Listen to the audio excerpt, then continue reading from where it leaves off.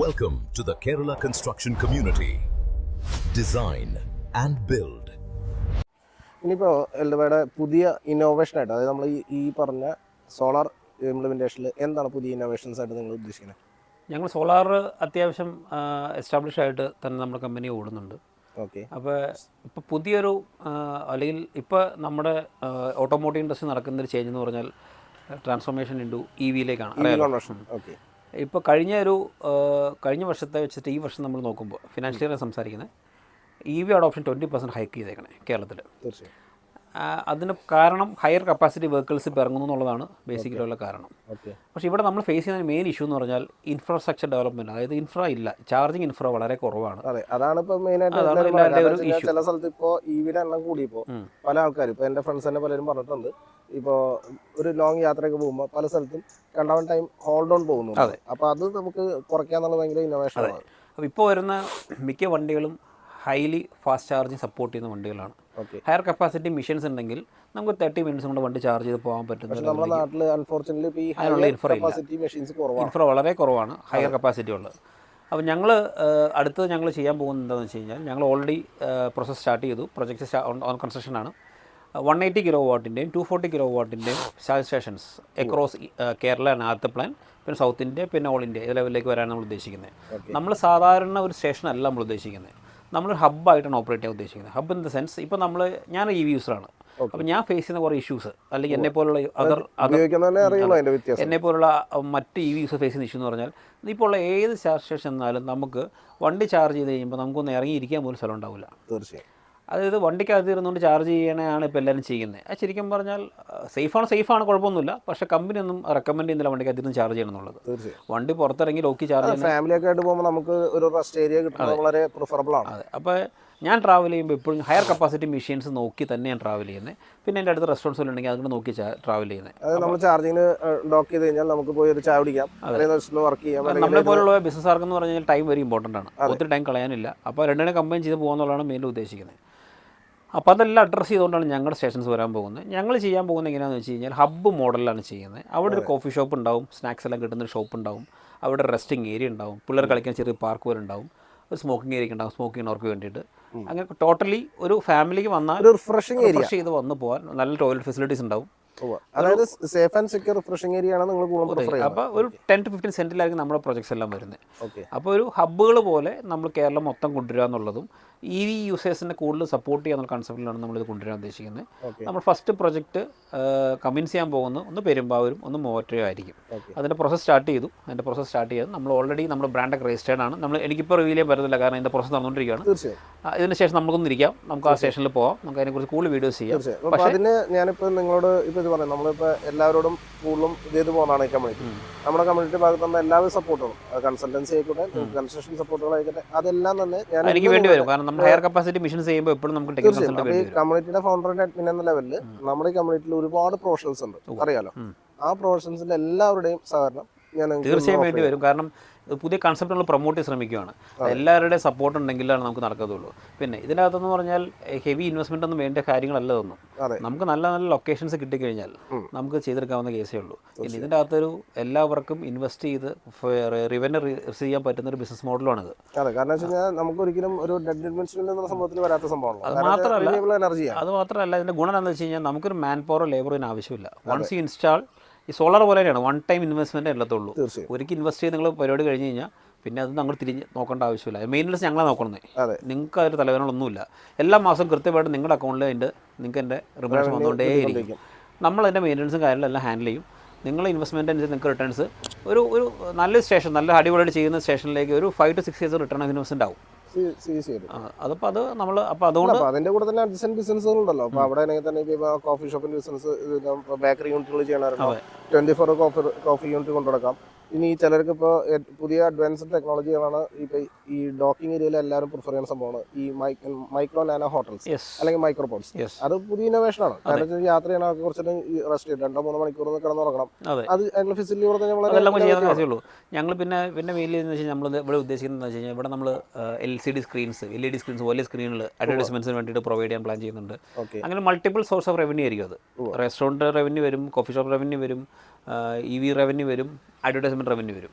അപ്പോൾ നമ്മുടെ എല്ലാ സ്റ്റേഷൻസിലും ഈ നമ്മൾ യുണീക്ക് ആയിരിക്കും, എല്ലാം ഒരേ ഡിസൈനിലായിരിക്കും വരാൻ പോകുന്നത്.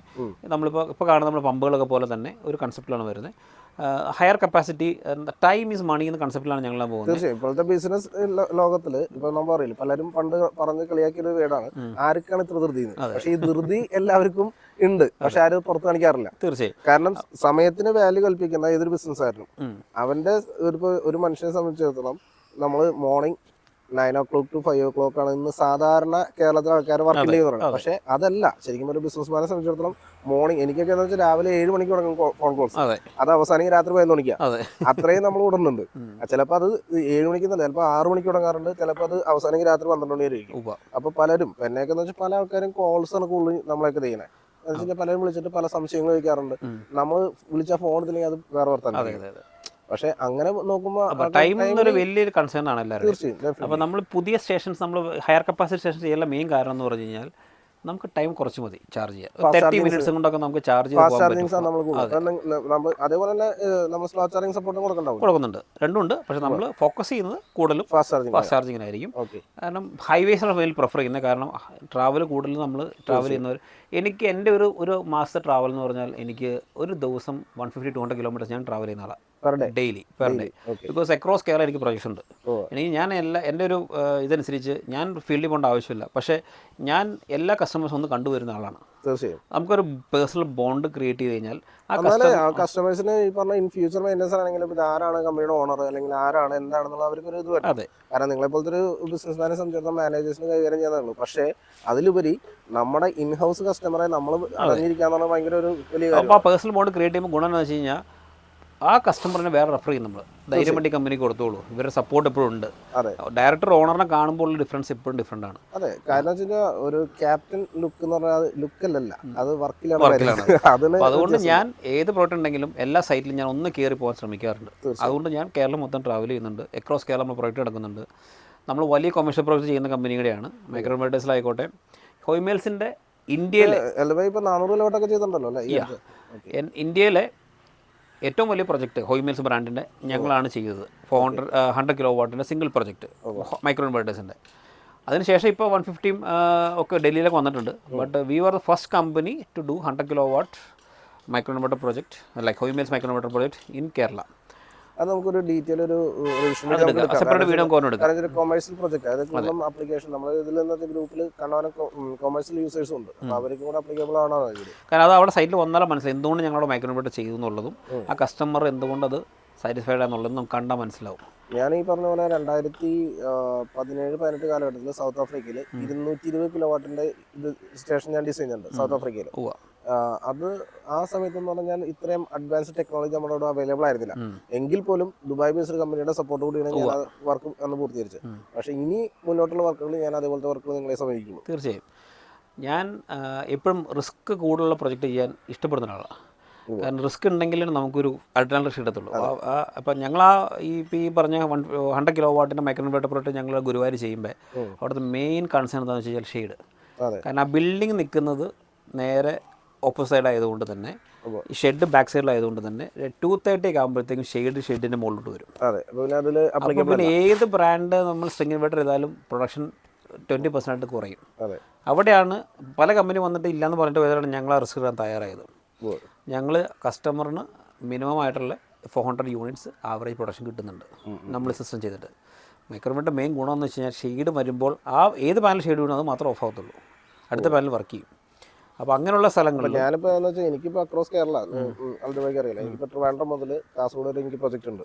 അപ്പോൾ ഞാനിപ്പോൾ റണ്ണിങ്ങിൽ തന്നെ 14 പ്രൊജക്റ്റ് PMC ചെയ്യുന്നുണ്ട്. ഒപ്പം തന്നെ ഞാനിപ്പോൾ കേരളത്തിൽ പലരും പറയുമ്പോൾ പക്ഷേ ഞാൻ മോർ ദാൻ 8000 ബിൽഡിങ്ങുകൾ കൂടുതൽ ഡിസൈൻ ചെയ്ത് കൊടുത്തുള്ളതാണ് MEP ഡിസൈൻസ് ഇൻ കേരള. ഇപ്പോൾ എനിക്ക് അക്രോസ് കേരളയിൽ ആവറേജ് ഇപ്പോൾ ഈ കഴിഞ്ഞ 2025 വർഷത്തിൽ ഇപ്പോൾ ഈ ഡിസംബർ വരെ ഏകദേശം 400-ന് പുറത്ത് പ്രൊജക്റ്റ് ഡിസൈൻ ചെയ്യുന്നത്. അപ്പോൾ അങ്ങനത്തെ കസ്റ്റമേഴ്സ് ഞാൻ ഇനി തീർച്ചയായും നിങ്ങൾ റെഫർ ചെയ്യും.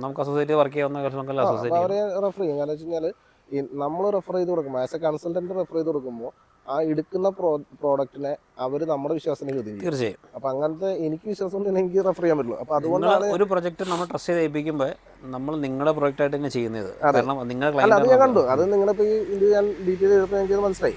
ഇപ്പോൾ ഞാനതിൽ ഒരു കാര്യം ചോദിച്ചപ്പോൾ നമ്മൾ നേരത്തെ പറഞ്ഞു വന്ന കാര്യത്തിൽ ഇപ്പോൾ എനിക്ക് എൻ്റെ അടുത്തൊക്കെ പലരും ചോദിച്ചു വരുന്ന കാര്യമാണ്. അതായത് ഇപ്പോഴത്തെ ഒരു ട്രെൻഡ് ഫാം ഹൗസുകളാണ്. ഈ ഫാം ഹൗസുകൾ ഇപ്പോൾ Airbnb അങ്ങനെ പല ഓൺലൈൻ പ്ലാറ്റ്ഫോംസ് ത്രൂ അവരൊരു റെസ്റ്റ് ഓഫ് ഏരിയ, അതായത് സീസണൽ റെസ്റ്റ് ഓഫ് ഏരിയ അതായത് ഇപ്പോൾ എക്സാമ്പിൾ പറയുമ്പോൾ കാന്തല്ലൂർ ഏരിയയിലൊക്കെ ഞാൻ കുറേ റിസോർട്ട് പ്രോജക്ട് ചെയ്തിട്ടുണ്ട്. അപ്പോൾ അവിടുത്തെ കുറച്ച് ഏരിയകൾ എന്ന് വെച്ചാൽ സീസണബിൾ ആണ്. ആ സീസണിൽ മാത്രം അവിടെ സഞ്ചാരികൾ ഉണ്ടാവും. അപ്പോൾ അവിടെ സംബന്ധിച്ചിടത്തോളം അവിടേക്ക് ഈ ഒരു KSB സർവീസ് എടുത്തുകൊണ്ടാകുന്നത് ഒരിക്കലും പ്രാക്ടിക്കലി പോസിബിൾ അല്ല എന്നല്ല, പ്രാക്ടിക്കലി നോൺ പോസിബിൾ ഡിഫിക്കൽട്ട് ആണ്. കാരണം വെച്ച് കഴിഞ്ഞാൽ മോർ ദാൻ 4.5 കിലോമീറ്റർ ഒക്കെ ലൈൻ ഓഫ് ഏരിയ വലിച്ചുകൊണ്ടുപോയി. അപ്പോൾ അതിന്റെ ഇൻവെസ്റ്റ്മെന്റ് എന്ന് പറഞ്ഞാൽ ഇതിന്റെ പകുതിയുടെ പകുതി ഉണ്ടെങ്കിൽ സോളാർ നമുക്ക് അങ്ങനെയുള്ള സ്ഥലം ഞങ്ങൾ ചെയ്തിട്ടുണ്ട്. ഞങ്ങൾ മൂന്നാർ ഒരു ഓഫ് ഗ്രിഡ് 4 കിലോമീറ്റർ ജീപ്പ് കയറി പോകേണ്ട ഒരു വലിയൊരു കുന്നിൻ്റെ മുകളിൽ ഒരു റിസോർട്ട് ചെയ്തിട്ടുണ്ട് നമ്മൾ. അവിടെ നമ്മൾ ഉപയോഗിക്കുന്ന സിസ്റ്റം എന്ന് പറഞ്ഞു കഴിഞ്ഞാൽ ഓഫ് ഗ്രിഡ് സിസ്റ്റം ആയിരിക്കും, 100% ഓഫ് ഗ്രിഡ് സിസ്റ്റം ആയിരിക്കും ഉപയോഗിക്കുന്നത്. അവിടെ നമ്മൾ സാധാ ബാറ്ററീസ് അല്ല യൂസ് ചെയ്യുന്നത്. നമ്മൾ 2 വോൾട്ട്സിൻ്റെ ഹയർ ആംബിയർ സെൽസ് ഉണ്ട്, അതിൻ്റെ നമ്മൾ അസംബിൾ ചെയ്ത് ബാറ്ററി ആക്കുകയാണ് ചെയ്യുന്നത്.